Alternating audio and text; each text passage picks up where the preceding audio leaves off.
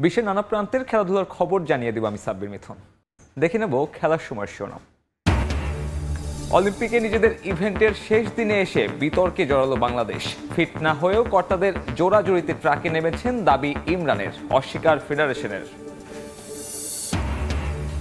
14 cricketer নিয়ে মিরপুরে শুরু হয়েছে পাকিস্তান সিরিজের জন্য টাইগারদের প্রস্তুতি ক্যাম্প। ফিটনেস টেস্টে উত্তীর্ণ ক্রিকেটাররা সাদা পোশাকের জন্য ফিট তাসকিন, জানালেন ফিজিও।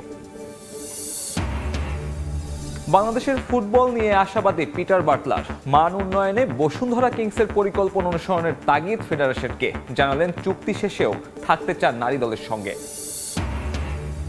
এবং ক্যাম্প শুরু না হলেও ইউরোপ সফরে যাচ্ছে জাতীয় হকি দল। জার্মানি জাতীয় দল ছাড়াও চূড়ান্ত 6 প্রতিপক্ষ। যুব বিশ্বকাপ পরিকল্পনায় প্রাধান্য দেওয়া হচ্ছে তরুণদের।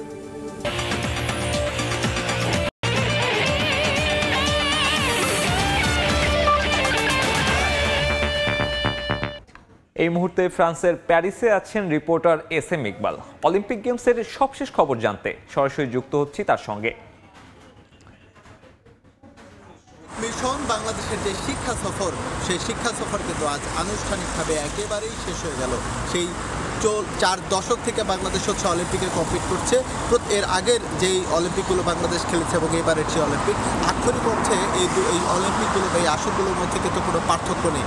অর্থাৎ এবার বাংলাদেশ যেমন ব্যর্থতার মধ্য দিয়ে হচ্ছে অলিম্পিকটা শেষ করেছে, আগের অলিম্পিকগুলো ঠিক একইভাবে ব্যর্থতার মধ্য দিয়ে শেষ হয়েছে। তবে অপ্রত্যাশিতভাবে এই শিক্ষা থেকে বা ওই ব্যর্থতা থেকে হচ্ছে ফেডারেশন কর্তারা বা বাংলাদেশ অলিম্পিক অ্যাসোসিয়েশনের শীর্ষ কর্তারা বা যারা হচ্ছেন যুব ক্রীড়া পরিষদ বা জাতীয় ক্রীড়া পরিষদ, যুব ক্রীড়া মন্ত্রণালয় যারা, তারা কিন্তু হচ্ছে তাদের কর্মকর্তারা কিন্তু এখান থেকে কোনো শিক্ষা নেন না।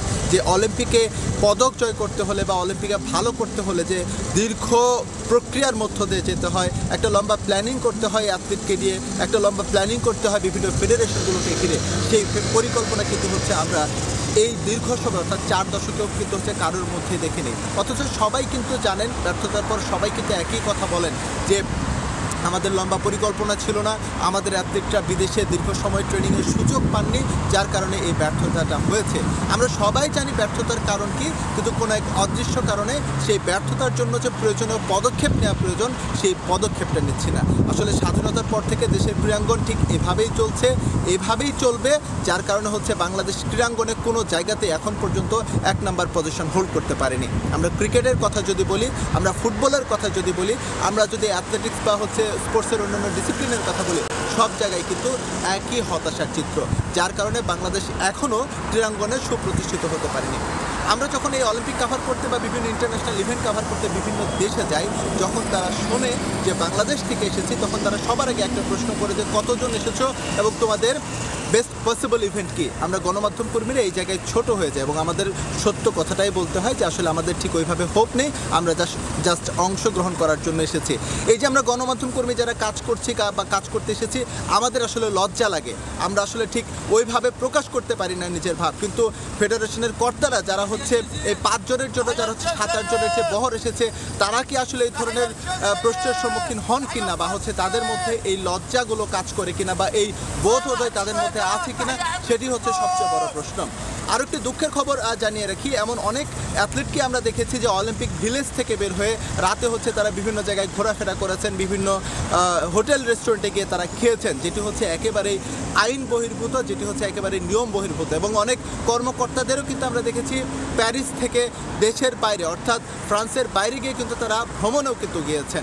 তো মোটা দাগে আসলে বলা যেতে পারে যে এইসব অলিম্পিক বা এইসব বিশ্ব আসরে বাংলাদেশের জন্য হচ্ছে কর্মকর্তাদের আসলে ঘোরার মঞ্চ, আর অ্যাথলিটদের জন্য হচ্ছে অভিজ্ঞতা অর্জনের মঞ্চ, যার কারণে অলিম্পিকের মতো আসরগুলোতে বাংলাদেশ এখনও শিক্ষানবিশী আছে, এখনও তাদের শিক্ষা সফর শেষ হয়নি। কে জানে কবে এই শিক্ষা সফর শেষ হবে। এবার শেষ করতে চাই আজকের ইভেন্ট দিয়ে। আজকে হচ্ছে ইমরানুরের 100 মিটার স্প্রিন্ট ছিল, যেখানে হচ্ছে তিনি তার বেস্ট টাইমিংয়ের চেয়ে অনেক খারাপ পারফর্ম করেছেন। পরবর্তীতে আনঅফিসিয়ালি তিনি গণমাধ্যমে বলেছেন তিনি কম্পিট করার জন্য প্রস্তুত ছিলেন না, ফেডারেশন কর্তারা তাকে জোর করে মাঠে নামিয়ে দিয়েছে। মাত্র 3 মাসের প্রস্তুতি নিয়ে তিনি অলিম্পিকে এসেছিলেন, যা হবার তাই। অন্যরা 10 বছর 15 বছরের প্রিপারেশন নিয়ে এসেছে, সেখানে বাংলাদেশ 3 মাসের প্রিপারেশনে যা করবে ফলাফল তা হবার তাই হয়েছে। সাঁতারের একটি ইভেন্ট ছিল সোনিয়ার, তিনিও যথারীতি তিনিও শিক্ষা সফরের জন্য তিনি এসেছিলেন, তাই তিনি ভালো কোনো কিছু করতে পারেননি। সুতরাং বাংলাদেশের শিক্ষা সফর আজ আনুষ্ঠানিকভাবে শেষ হয়ে গিয়েছে। হয়তোবা এখন বাংলাদেশ পরবর্তী যে অলিম্পিক রয়েছে সে পরবর্তী অলিম্পিকের শিক্ষা সফরের জন্য প্রস্তুতি নেবে। কিন্তু একটা মেডেল জয় করার জন্য যতটা কার্যকর পদক্ষেপ নেওয়া দরকার সেই কার্যকর পদক্ষেপ অ্যাথলিটরাও নিতে পারবে না, ফেডারেশন কর্তারাও নিতে পারবে না, এবং শীর্ষ ব্যক্তি যারা আছে যাদের আসলে নীতি, যাদের সিদ্ধান্তে বাংলাদেশ আসলে ঘুরে দাঁড়াতে পারে বা একটা স্বপ্ন দেখাতে পারে, তারাও হয়তো বা নেবেন না। তো প্যারিস থেকে আমার কাছে এই ছিল সবশেষ। প্যারিস থেকে যুক্ত হয়েছিলেন সহকর্মী এসএম ইকবাল, জানাচ্ছিলেন অলিম্পিক গেমসে বাংলাদেশের হতাশার গল্প। দেশের ক্রিকেটের খবর, বৃষ্টির বাগড়ায় স্থগিত হলো পাকিস্তানের বিপক্ষে টেস্ট সিরিজকে সামনে রেখে শুরু হতে যাওয়া কন্ডিশনিং ক্যাম্পের প্রথম দিনের ফিটনেস টেস্টের রানিং। এদিকে শেরেবাংলায় হয়েছে শুধুই স্ট্রেংথ টেস্ট, যেখানে অংশ নিয়েছেন 14 ক্রিকেটার, যাদের অধিকাংশই উত্তীর্ণ হয়েছেন, বাকিরাও ছিলেন বেঞ্চমার্কের কাছাকাছি। সুখবর মিলেছে তাসকিনকে নিয়েও। বিসিবি ফিজিও বায়েজিদ আহমেদ জানান, সাদা পোশাকের জন্য পুরোপুরি fit tiger speed star.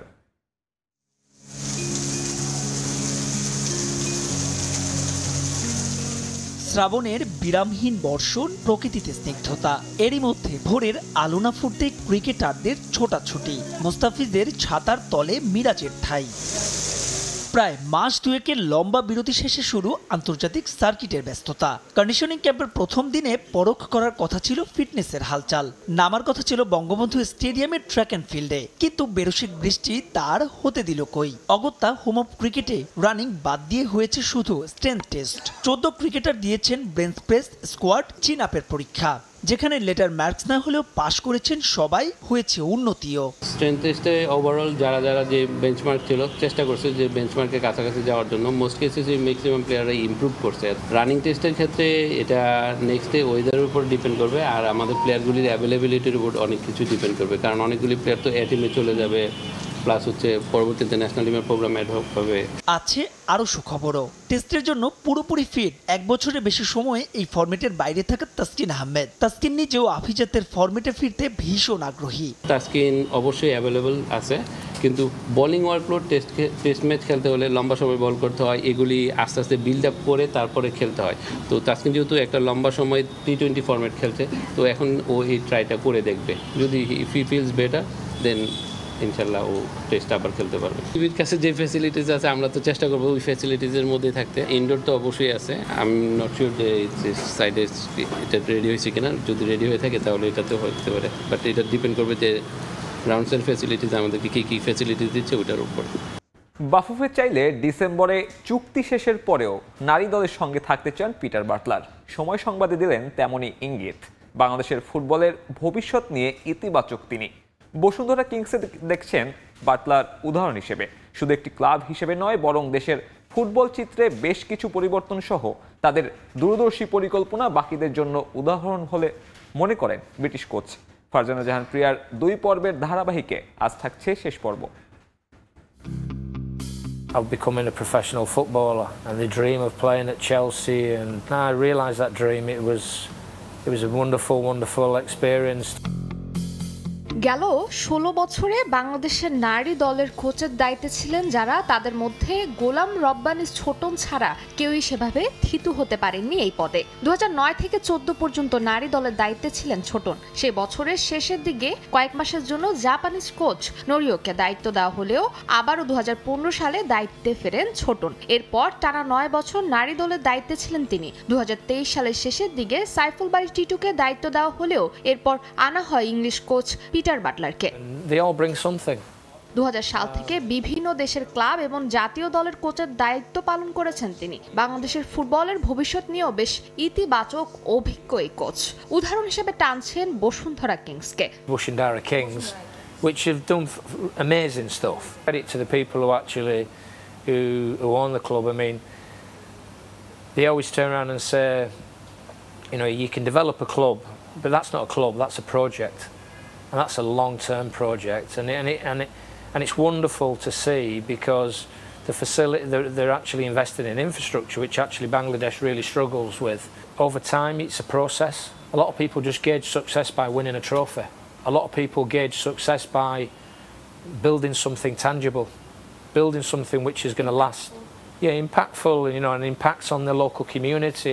December পর্যন্ত বাফুফের সঙ্গে চুক্তি আছে পিটার বাটলারের। ম্যাচ শেষ হওয়ার পর আবারও নতুন করে চুক্তি নবায়ন করবেন কিনা এ বিষয়ে বেশ ইতিবাচক বাটলার। নতুন চুক্তি করতে কোনো আপত্তি নেই তার। Long term, that's not my decision. That's a decision for other people. You know, I'm an experienced coach. People ask me if I'm interested. I'm motivated and inspired, not just by a job. I'm motivated and inspired by a project, something which is like, present time I'm doing something with a group of girls which really gets me out of bed and really motivates me to actually inspire and educate and help those players become better players individually and collectively. I really enjoy that. Now whether that finishes in December, that's fine. I understand the boundaries and I understand the rules of the game. If that goes on for longer, okay, we can talk about it, but I'm a realist. I live in the real world. ডিসেম্বরে বাটলারের সঙ্গে চুক্তি শেষ হওয়ার পর কি সিদ্ধান্ত নেবে বাফুফে তা এখন সময়ের অপেক্ষা। তবে বাংলাদেশ নারী ফুটবলে বেশ কিছু জায়গায় পরিবর্তন দেখতে চান এই ব্রিটিশ কোচ। সেজন্য ফেডারেশনকে কাজ করতে হবে বলে মনে করেন বাটলার। ব্যক্তিস্বার্থ নয়, বরং দেশের নারী ফুটবলের কথাই বেশি ভাবা উচিত বলে মন্তব্য করেন এই কোচ। ফারজানা জাহান প্রিয়া, সময় সংবাদ, ঢাকা। ক্যাম্প শুরু না হলেও নির্ধারিত সময়ে ইউরোপ সফরে যাবে জাতীয় হকি দল। এরই মধ্যে শুরু হয়েছে খেলোয়াড়দের ভিসা প্রক্রিয়ার কাজ। ম্যাচ খেলার জন্য জার্মানি জাতীয় দল ছাড়াও 6 প্রতিপক্ষ চূড়ান্ত করেছে হকি ফেডারেশন। এই সফর খেলোয়াড়দের অভিজ্ঞতা বাড়াবে বলে বিশ্বাস হকি ফেডারেশনের সাধারণ সম্পাদকের। যুব বিশ্বকাপের জন্য এই সফরে প্রাধান্য পেয়েছে তরুণরা। জাতীয় হকি দলের ইউরোপ সফর ঘিরে জুলাইয়ের শেষ সপ্তাহে শুরু হওয়ার কথা ছিল ক্যাম্প, তবে দেশের চলমান পরিস্থিতির কারণে তা পারেনি হকি ফেডারেশন। এর মধ্যে বাংলাদেশে এসেও ক্যাম্প শুরু না হওয়ায় নিজ দেশে ফিরে গেছেন জাতীয় হকি দলের টেকনিক্যাল ডিরেক্টর পিটার গেরহার্ড। তবে ইউরোপ সফর নিয়ে এখনও আত্মবিশ্বাসী হকি ফেডারেশনের সাধারণ সম্পাদক। ক্যাম্প চালু না হলেও যথাসময়ে ইউরোপ যাবে জাতীয় হকি দল। শুরু হয়েছে ভিসা প্রক্রিয়ার কাজ। আমরা 14 তারিখ নয়তোবা আমরা 17 তারিখ আমরা ক্যাম্পটাকে কল করছি। 22 থেকে ফেলার প্রস্তুতি নিয়ে আমরা আমাদের সকল কার্যক্রম করছি। সানডে থেকে আমাদের ভিসার সাবমিটটা হয়ে যাবে। ইউরোপ সফর নিয়ে বিশাল পরিকল্পনা হকি ফেডারেশনের। 2 মাস ব্যাপী এই সফরে স্পেন, জার্মানি, নেদারল্যান্ডস, পোল্যান্ড সহ কয়েকটি দেশের ক্লাবের বিপক্ষে ম্যাচ খেলবে জাতীয় হকি দল। এখন পর্যন্ত জার্মানি জাতীয় দল সহ 6 প্রতিপক্ষ চূড়ান্ত করেছে ফেডারেশন। জার্মান ন্যাশনাল টিম রয়েছে, সে পাশাপাশি জার্মানের ক্লাবগুলো রয়েছে। আমরা এর বাইরে যেহেতু আমাদের প্রথম গন্তব্যই আমরা জার্মান, আমরা সেটাকে কনফার্ম করছি এবং আমাদের যে এর পরবর্তীতে যে বিষয়গুলোকে আমরা এগিয়ে রেখেছি পোল্যান্ডের সাথে, নেদারল্যান্ডের সাথে, সেগুলো আমরা ভিসা প্রাপ্তির পরে সেই ডেটগুলো আমরা কনফার্ম করব। এই সফর খেলোয়াড়দের কৌশল ও মানসিক উন্নয়নে সাহায্য করবে বলে জানান হকি ফেডারেশনের সাধারণ সম্পাদক। যুব বিশ্বকাপের জন্য ক্যাম্পে প্রাধান্য পেয়েছে তরুণরা। যখন আমরা স্পেনের সাথে খেলবো, যখন আমরা পোল্যান্ডের সাথে খেলবো, যখন আমরা চ্যাম্পিয়ন নেদারল্যান্ডের মতো টিমের সাথে খেলবো, আমরা যখন জার্মানির সাথে খেলবো, বিভিন্ন ক্লাবের সাথে খেলবো, আমাদের মনতান্ত্রিক ডেভেলপটা সবচেয়ে বেশি জরুরি এবং সেই জিনিসটা সবচেয়ে ভালো কার্যকর হবে। সেই পাশাপাশি টেকনিক্যালটাও কিন্তু তারা তাদের লিকেজগুলো দেখতে পারবে। ন্যাশনাল টিম আমার যুব টিমের জন্য একটি অবসরণীয় কার্যক্রম হবে। ক্যাম্প চালু না হলেও হকি খেলোয়াড়রা ব্যক্তিগত উদ্যোগে অনুশীলন চালিয়ে যাচ্ছে বলে জানান হকি ফেডারেশনের সাধারণ সম্পাদক। ফাহিম ইসলাম, সময় সংবাদ, ঢাকা। শিক্ষার্থী জনতার ওপর নির্বিচারে গুলি, নৃশংসতা ও বৈষম্যমুক্ত সমাজের দাবিতে মিরপুর শেরেবাংলা স্টেডিয়ামের সামনে মানববন্ধন করেছে ক্রীড়া সাংবাদিকরা। বেলা 12টায় স্টেডিয়ামের 1 নম্বর মিডিয়া গেটে শুরু হওয়া মানববন্ধন চলে ঘণ্টাখানেক। এ সময় স্বাভাবিক মৃত্যু, নিজেদের ও সন্তানের জীবনের নিশ্চয়তার দাবি তোলেন উপস্থিত ক্রীড়া সাংবাদিকরা। বলেন, কোনো রাজনৈতিক উদ্দেশ্য নয়, বিবেকের তাড়নায় তাদের এমন প্রতিবাদ। সাম্প্রতিক সময়ে নিরীহ শিক্ষার্থী জনতার উপর যারা নির্বিচারে গুলি চালিয়েছে, সেই প্রতিটি ঘটনার সুষ্ঠু তদন্তের দাবি ক্রীড়া সাংবাদিকদের। সঙ্গে যৌক্তিক যে কোনো আন্দোলনের পক্ষে তারা সব সময় থাকবেন বলেও ঘোষণা আসে। মানববন্ধন শেষে নিহতদের স্মরণে 1 মিনিট নীরবতা পালন করা হয়।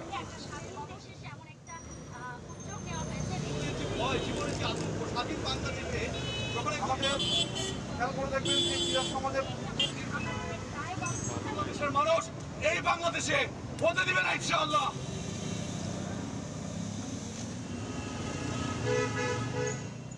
তাদের যেন রাস্তায় ঘুরতে না হয়, তাদের দাবি আদায়ের জন্য তাদের যে অধিকারটুকু রয়েছে সেই অধিকারটুকু তারা যেন ঠিক মতো পায়, এবং সেটা করার দায় দায়িত্ব কিন্তু এই প্রশাসনের রয়েছে। আমরা স্পোর্টস রিপোর্টার, খেলা নিয়েই আমাদের কাজ, এখানে আমাদের দাঁড়ানোর কথা নয়।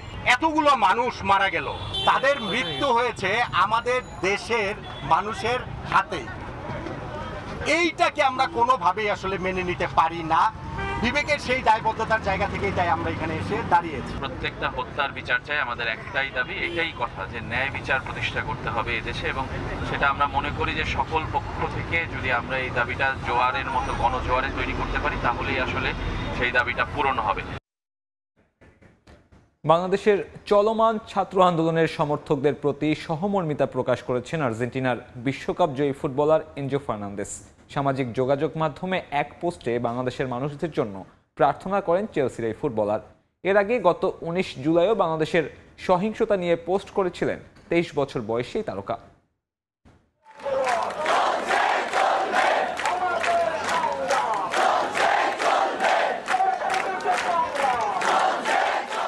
বিক্ষোভে উত্তাল পুরো বাংলাদেশ। রাজপথে আন্দোলন করছেন শিক্ষার্থীরা। যে আন্দোলনে একাত্মতা জানিয়ে রাস্তায় নেমেছেন শিক্ষক, অভিভাবক থেকে শুরু করে বিভিন্ন পেশার মানুষ। শুধু দেশেই নয়, বিশ্ব গণমাধ্যমের শিরোনামে এসেছে বাংলাদেশের ছাত্রদের এই আন্দোলন। কাতার বিশ্বকাপের মধ্য দিয়ে বাংলাদেশকে নতুন করে চিনেছে আর্জেন্টিনরা। ব্যতিক্রম নয় ফুটবলাররাও। বাংলাদেশের কোটি সমর্থক যে দেশটির ফুটবল ভালোবেসেছে তাও অজানা নয় মেসি, ডি মারিয়াদের। বাংলাদেশের নানা ইস্যুতে সামাজিক যোগাযোগ মাধ্যমে প্রসার করে আর্জেন্টিনার ফুটবল অ্যাসোসিয়েশনও। সেই ভালোবাসার বহিঃপ্রকাশ পাওয়া গেল 19 জুলাই। দেশে যখন আন্দোলন চলছিল, আর্জেন্টিনার বিশ্বকাপ জয়ী ফুটবলার এনজো ফার্নান্দেস তার ভেরিফাইড ফেসবুক পেজে পোস্ট করেছিলেন বাংলাদেশের মানুষদের নিয়ে। ছাত্রদের আন্দোলন এখনও চলছে। হাজার মাইল দূর থেকেও বাংলাদেশের চলমান পরিস্থিতি নিয়ে খোঁজ রাখছেন বিশ্বকাপ জয়ী ফুটবলার এনজো ফার্নান্দেজ। প্যারিস অলিম্পিকে ফ্রান্সের বিপক্ষে হেরে বিদায় নিয়েছে আর্জেন্টিনা। এনজো নিজেও তার ক্লাব চেলসির সঙ্গে আছেন যুক্তরাষ্ট্র সফরে। ব্যস্ততার মাঝেও তার হৃদয়ে ঠিকই স্থান পেয়েছে বাংলাদেশ। বর্তমান পরিস্থিতি নিয়ে বাংলাদেশি সমর্থকদের প্রতি সহমর্মিতা প্রকাশ করেন ফার্নান্দেজ। সামাজিক যোগাযোগ মাধ্যমে চোখে লাল কাপড় পরা একটি ছবি পোস্ট করেছেন সম্প্রতি কোপা আমেরিকা জয়ী এই ফুটবলার। সে পোস্টে তিনি লিখেছেন, বাংলাদেশে আমার সকল অনুসারীদের প্রতি তোমাদের কথা শুনছি, তোমাদের জন্য প্রার্থনা করছি। ছবি পোস্ট করার মুহূর্তেই ভাইরাল হয়ে যায়। বাংলাদেশের কোটি আর্জেন্টিন ফুটবল ভক্তরাও এরই মধ্যে তা শেয়ার করেছেন। রিফাতুল ইসলাম মিরন, সময় সংবাদ। ম্যাথিউ মটের পর ইংল্যান্ডের ওয়ানডে ও টি-20 দলের হেড কোচ হচ্ছেন কুমার সাঙ্গাকারা। নানা মহলে এমন আলোচনা থাকলেও এ ব্যাপারে কিছুই জানেন না সাবেক লঙ্কান এই তারকা। এমনকি ইসিবি থেকে তার সঙ্গে কোনো প্রকার যোগাযোগ করা হয়নি বলেও জানান কিংবদন্তি ক্রিকেটার। তবে ইংল্যান্ডের মতো দলের কোচ হতে পারা অনেক সম্মানের হবে বলে মন্তব্য করেছেন সাবেক এই উইকেট কিপার ব্যাটার। ওয়ানডে ও টি-20তে ইংল্যান্ড দলের পারফরমেন্স খুব একটা খারাপ না থাকলেও কদিন আগেই মেয়াদ থাকা সত্ত্বেও অভিমানে দায়িত্ব ছেড়েছিলেন হেড কোচ ম্যাথিউ মট। এরপর থেকেই সবার আলোচনায় কে সামলাবেন এই দুই ফরম্যাটে ফ্রিল্যান্ডের হেড কোচের দায়িত্ব। অনেকের নাম আসলেও সবচেয়ে বেশি শোনা যাচ্ছিল কুমার সাঙ্গাকারার নাম। তবে সাবেক লঙ্কান তারকা এবার নিজেই খোলাসা করলেন সব। দায়িত্ব নিয়ে 2022 সালে ম্যাথিউ মট ইংল্যান্ডকে জিতিয়েছিলেন দ্বিতীয় টি-20 বিশ্বকাপের শিরোপা। তার অধীনেই ওয়ানডে ও টি-20তে বেশ ভালো সময় কাটাচ্ছিল থ্রি লায়ন্স। তবে ভারত বিশ্বকাপে ভরাডুবি, তারপর সবশেষ টি-20 বিশ্বকাপের সেমিফাইনাল থেকে বিদায় নেয়ার পর শুরু হয় আলোচনা। ডাক ওঠে পরিবর্তনের। তাই বাধ্য হয়ে মেয়াদ শেষ হওয়ার আগেই দায়িত্ব ছাড়েন তিনি। এরপরে সাদা বলের নতুন কোচের সন্ধানে নামে ইংল্যান্ড ক্রিকেট বোর্ড। বিশেষ সূত্রের বরাতে আসে কুমার সাঙ্গাকারার নাম। তবে খবরটা রোমাঞ্চকর হলেও সাবেক লঙ্কান তারকা জানেন না এ ব্যাপারে কিছুই। আমার সঙ্গে কোনো যোগাযোগ হয়নি। আমি মনে করি ইংল্যান্ডের হয়ে কাজ করা যে কারোর জন্যই রোমাঞ্চকর একটা ব্যাপার। তবে সেখানে অনেক ভালো মানের কোচ রয়েছে, এর জন্য তারা যোগ্য প্রার্থী। ম্যাথিউ মটও বেশ ভালো কাজ করতেন। 2015 সালে আন্তর্জাতিক ক্রিকেটকে বিদায় জানান কিংবদন্তি ক্রিকেটার কুমার সাঙ্গাকারা। শ্রীলঙ্কার হয়ে 134 টেস্ট, 404 ওয়ানডে ও 56টি টি-20 খেলেছেন তিনি। লঙ্কানদের 2002-এর আইসিসি চ্যাম্পিয়ন্স ট্রফি ও 2014 সালের টি-20 বিশ্বকাপের শিরোপা জয়ে গুরুত্বপূর্ণ ভূমিকা ছিল তার। সাবেক এই উইকেটকিপার ব্যাটসম্যান সব ধরনের ক্রিকেটকে বিদায় জানান 2020 সালে। 2021 সালে আইপিএলে রাজস্থান রয়্যালসের হয়ে যাত্রা শুরু করেন কোচিংয়ের। দলকে শিরোপা জেতাতে না পারলেও সাঙ্গাকারা প্রশংসা কুড়িয়েছেন অনেক। 13 বছর পর 2022 সালে তার অধীনে ফাইনাল খেলেছিল রাজস্থান। তামিম হোসেন, সময় সংবাদ।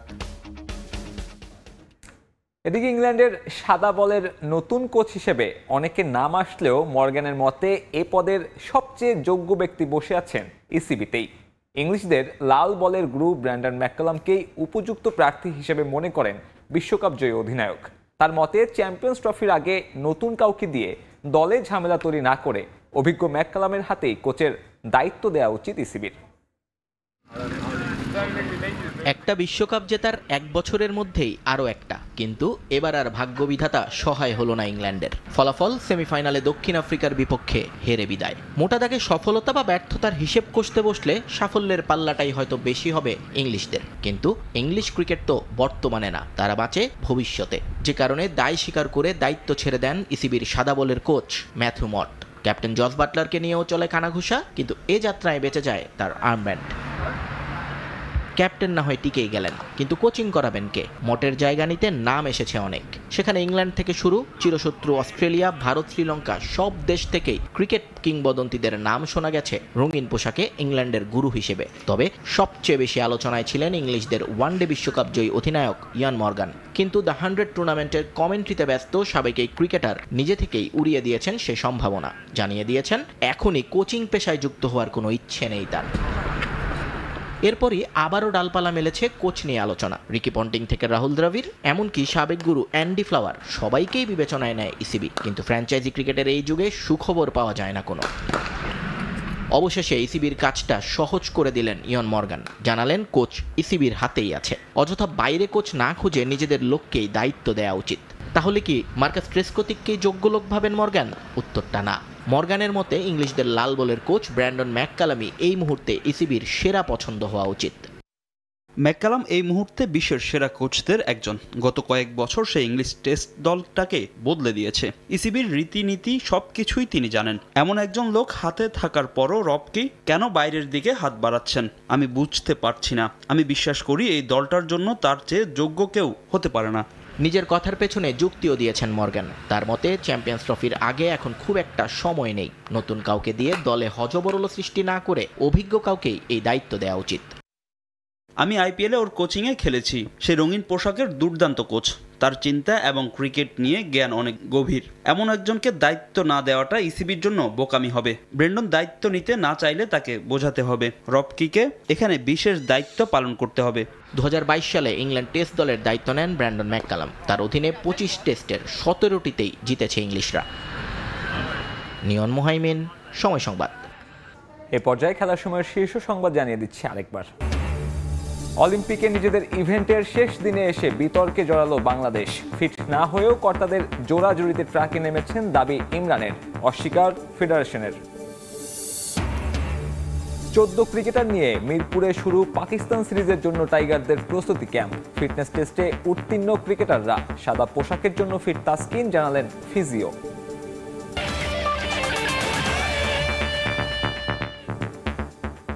এই ছিল খেলার সময় এখনকার আয়োজনের পর প্রবাসের সময় থাকবেন সহকর্মী কনক আজাদ। ধন্যবাদ মিথুন। প্রবাসের সময় নিয়ে ফিরছে কিছুক্ষণ পর, সঙ্গেই থাকুন সময়ের।